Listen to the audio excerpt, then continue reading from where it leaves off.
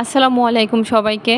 আজকে নিয়ে চলে আসলাম কাঁচা আমের খোসা সহ তেল আচার রেসিপি নিয়ে। রোদে দেওয়ার কোনো রকম ঝামেলা ছাড়াই এভাবে এই আমের তেল আচারটা দিয়ে 2 থেকে 3 বছর পর্যন্ত বাইরে রেখে খেতে পারবেন বা সংরক্ষণ করতে পারবেন। আর আজকের এই আমের তেল আচারটা তৈরি করা খুবই সহজ। রেসিপিটাই শিখেছি আমি আমার শাশুড়ি মায়ের কাছ থেকে।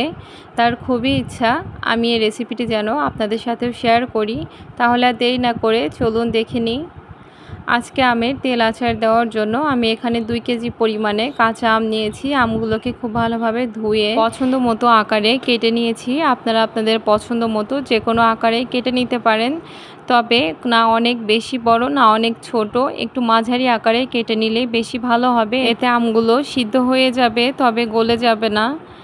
এখন এই আমগুলোকে আমি আবারও কেটে নেওয়ার পরে খুব ভালোভাবে ধুয়ে নিয়েছি। আর আমগুলো কিন্তু খোসা এবং আটি সহই কেটে নেওয়া। এখন এই আমগুলোর মধ্যে দিয়ে দিব 3 টেবিল চামচ পরিমাণে লবণ, আর দিয়ে দিব হাফ কাপ পরিমাণে ভিনেগার। এই লবণ এবং ভিনেগারটি অবশ্যই দিতে হবে। এখন এর মধ্যে দিয়ে দিব পর্যাপ্ত পরিমাণে পানি, যাতে আমগুলো ডুবে থাকে পানির মধ্যে, সেই পরিমাণেই পানি দিতে হবে। দিয়ে একটু হাত দিয়ে মিলিয়ে দিচ্ছি। এখন এই লবণ এবং ভিনেগার মিশ্রিত পানির মধ্যে আমগুলোকে কমপক্ষে 1 ঘন্টার জন্য রেখে দিব। ফিরে আসছি 1 ঘন্টা পরে। 1 ঘন্টা লবণ এবং ভিনেগার মিশ্রিত পানির মধ্যে ডুবিয়ে রাখার কারণে আমের গায়ে থেকে যে কষ বা ময়লাটা থাকে সেটি দেখুন পানির সাথে মিলিয়ে গিয়েছে, পানিটাও কালারটা চেঞ্জ হয়ে গিয়েছে। এখন এই পানিগুলোকে ফেলে এই আমগুলোকে আরও 2 থেকে 3 বার খুব ভালোভাবে ধুয়ে নেব। এখন এই আমগুলোকে খুব ভালোভাবে ধুয়ে আমি একটি চালনি বা ঝুড়ির মধ্যে নিয়েছি পানি ঝরিয়ে নেওয়ার জন্য। পানি ঝরিয়ে নিয়ে এখন এই আমগুলোকে একটি বোলের মধ্যে ঢেলে দিয়েছি। এখন এই আমগুলোর মধ্যে দিয়ে দিব হলুদের গুঁড়া। এখানে আমি 2 টেবিল চামচ পরিমাণে হলুদের গুঁড়া নিয়েছি, আমের উপরে ছিটিয়ে দিচ্ছি। এখন এই একটি চামচ দিয়ে আমের সাথে হলুদের গুঁড়াটা খুব ভালোভাবে মিশিয়ে দিচ্ছি। আপনারা চাইলে হাত দিয়েও দিয়ে নিতে পারেন। খুব ভালোভাবে যখন মিশিয়ে নেওয়া হয়ে যাবে সে পর্যায়ে এখন এই আমগুলোকে নিয়ে একটি বড় সাইজের স্টিলের প্লেট বা যে কোনো ছড়ানো পাত্রে নিয়ে নিতে হবে। এখন এই আমগুলোকে একটু ফাঁকা করে ছড়িয়ে দিচ্ছি। ভালোভাবে ছড়িয়ে দেওয়া হয়ে গেলে এখন এই আমগুলোকে 1 ঘন্টার জন্য রোদে শুকিয়ে নিব। আপনারা চাইলে ফ্যানের বাতাসেও শুকিয়ে নিতে পারেন, রোদেই দিতে হবে এমন কোনো কথা নেই। ভালোভাবে জাস্ট আমের গায়ের পানিটা শুকিয়ে নিলেই হয়ে যাবে। আমি 1 ঘন্টার জন্য রোদে দিয়ে শুকিয়ে নিয়েছি। দেখুন আমের গায়ে থেকে সম্পূর্ণ পানিটাই খুব ভালোভাবে শুকিয়ে গিয়েছে। জাস্ট পানিটা শুকিয়ে নিলেই হয়ে যাবে। এখন এই আমটি আচার তৈরির জন্য সম্পূর্ণ রেডি। চলে যাচ্ছে আচার তৈরি করার জন্য। তবে আচার তৈরি করার আগে একটি মশলা তৈরি করে নিচ্ছি। এখানে একটি ছোট বাটির মধ্যে আমি 5 ফোড়ন মশলা তৈরি করে নিব। তার জন্য নিয়ে নিচ্ছি হাফ টেবিল চামচ পরিমাণে মৌরি, নিয়ে নিচ্ছি হাফ টেবিল চামচ পরিমাণে জিরা, হাফ টেবিল চামচ পরিমাণে কালো জিরা, নিয়ে নিব হাফ টেবিল চামচ পরিমাণে মেথি, আর নিয়ে নিব হাফ টেবিল চামচ পরিমাণে রাঁধুনি। এই সবগুলো মশলা মিশিয়ে আমি 5 ফোড়ন মশলা তৈরি করে নিচ্ছি। আমার শাশুড়ি মা এভাবেই তৈরি করে থাকেন। আপনি চাইলে রেডিমেড 5 ফোড়ন মশলাও দিয়ে নিতে পারেন, তবে তার কথাই যে 5 ফোড়ন মশলাতে সবগুলো মশলার পরিমাণ সমান নাও থাকতে পারে, তাই সে এভাবে তৈরি করে থাকে। এখন এই মশলাটিকে একটি সাইডে রেখে চলে যাব আচার তৈরি করতে। তার জন্য চুলায় একটি বড় পাত্র নিয়ে নিয়েছি। এখন এর মধ্যে দিয়ে নিব 1 কেজি পরিমাণে সরিষার তেল। দীর্ঘদিন এই আচারটি ভালো রাখার জন্য তেলের কোনো বিকল্প নাই। অবশ্যই আপনাকে তেলটার ডুবো পরিমাণে ব্যবহার করতে হবে। তেলের ক্ষেত্রে কিপটামি করলে হবে না। 1 কেজি আমের জন্য হাফ লিটার বা হাফ কেজি পরিমাণে তেল লাগে। আর 2 কেজি আমের জন্য এখানে 1 লিটার বা 1 কেজি পরিমাণে সরিষার তেল নিয়েছি। এখন তেলটা গরম হলে এর মধ্যে দিয়ে দিব পেঁয়াজ কুচি, আস্ত রসুন এবং কাঁচামরিচ ফালি। এগুলো আপনাদের স্বাদ অনুযায়ী দিয়ে নেবেন, তবে একটু বেশি পরিমাণেই দেওয়ার চেষ্টা করবেন। এতে করে খিচুড়ির সাথে আমের সাথে সাথে এই মশলাটাও মেখে খেতে অনেক বেশি ভালো লাগে।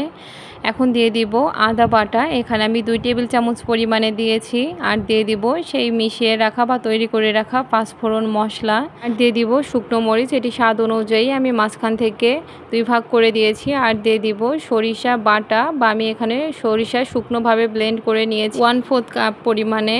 তবে সরিষাটা একদম মিহি করে ব্লেন্ড বা বাটা যাবে না, একটু আস্তে আস্তে থাকবে, এমনভাবে ব্লেন্ড বা বেটে নিতে হবে। আপনারা চাইলে পানি দিয়েও বেটে নিতে পারেন। এখন এই সবগুলো মশলাকে খুব ভালোভাবে তেলের মধ্যে কিছুক্ষণ দিয়ে কষিয়ে নিব। কিছুক্ষণ তেলের মধ্যে মশলাগুলোকে ভেজে নিয়ে এখন দিয়ে দিব এলাচ, দারচিনি এবং তেজপাতা। এখন আবারও এই মশলাগুলোকে কিছুক্ষণ ভেজে নিব বা কষিয়ে নিব। শুধু সরিষার তেল দিয়ে এই মশলাগুলোকে ভেজে বা কষিয়ে নেওয়া হচ্ছে, তাই সরিষার তেলের ফেনা বা বুদবুদে একদম পুরো পাত্রটি ভরে গিয়েছে। এই পর্যায়ে চুলার জালটা একদম কমিয়ে দিয়ে আমগুলো দিয়ে দিতে হবে। আমি সম্পূর্ণ আমগুলোই দিয়ে দিচ্ছি। আপনারা চেষ্টা করবেন একটু বড় সাইজের পাত্র নেওয়ার জন্য, যাতে সম্পূর্ণ আমগুলোই একবারে ধরে যায়। সেক্ষেত্রে মশলার পরিমাণটা সবগুলো আচারেই বা সম্পূর্ণ আচারটাতেই ভালোভাবে যেতে পারে। সবগুলো আম ঢেলে দেওয়া হয়ে গেলে এখন তেল এবং মশলার সাথে আমগুলোকে একটু নেড়ে মিশিয়ে দিব। আমগুলো দেওয়ার সাথে সাথে কিন্তু তেলের যে ফেনা বা বুদবুদ ছিল সেগুলো কমে গিয়েছে বা চলে গিয়েছে। এখন এর মধ্যে দিয়ে দিব চিনি। এখানে আমি 2 কেজি আমের জন্য 1.5 কাপ পরিমাণে চিনি দিয়েছি, তবে আপনারা আপনাদের টেস্ট অনুযায়ী বাড়িয়ে কমিয়ে দিতে পারেন। আর দিয়ে দিব 1/2 টেবিল চামচ পরিমাণে লবণ। লবণটাও আপনাদের টেস্ট অনুযায়ী বাড়িয়ে কমিয়ে নিতে পারেন। আর দিয়ে দিব ভিনেগার। এখানে অবশ্যই ভিনেগার ব্যবহার করতে হবে। আমি 2 কাপ পরিমাণে ভিনেগার দিয়ে নিয়েছি।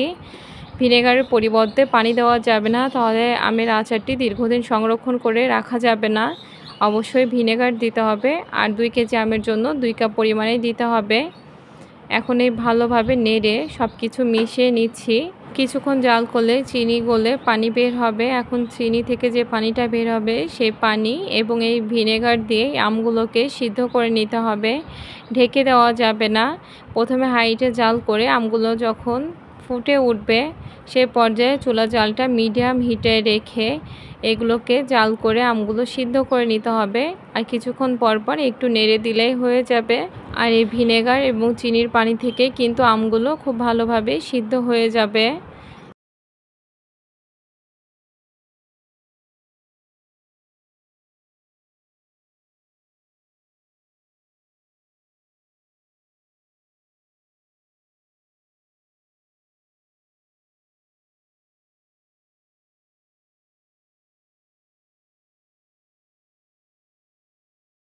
মিডিয়াম হিটে 15 মিনিট জাল করার পরে এখন একটি স্প্যাচুলা দিয়ে একটি আম উঠিয়ে দেখব যে আমগুলো সিদ্ধ হয়েছে কিনা।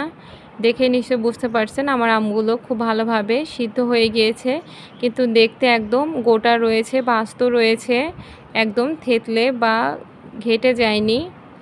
এই আচারগুলোকে এভাবে রাখতে হবে। আমগুলো ভালোভাবে সিদ্ধ হয়ে গেলে এখন চুলাটা বন্ধ করে দিতে হবে। আর এই যে দেখতে দেখতে তৈরি হয়ে গেল খোসা সহ আমের তেল আচার।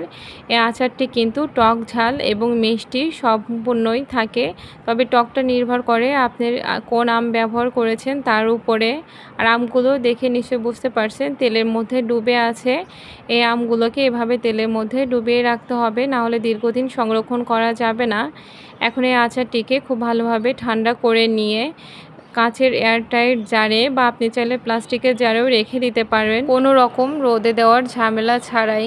এই আচারটি 2 থেকে 3 বছর আপনি বাইরে রেখে খেতে পারবেন। রেসিপিটি যেহেতু অভিজ্ঞ মানুষের থেকে নেওয়া, তাই চাইলে একবার হলেও এভাবে ট্রাই করে দেখতে পারেন। ভালো লাগলে চ্যানেলটি সাবস্ক্রাইব করে দিবেন আর পেজটি ফলো করে দিবেন। আল্লাহ হাফেজ।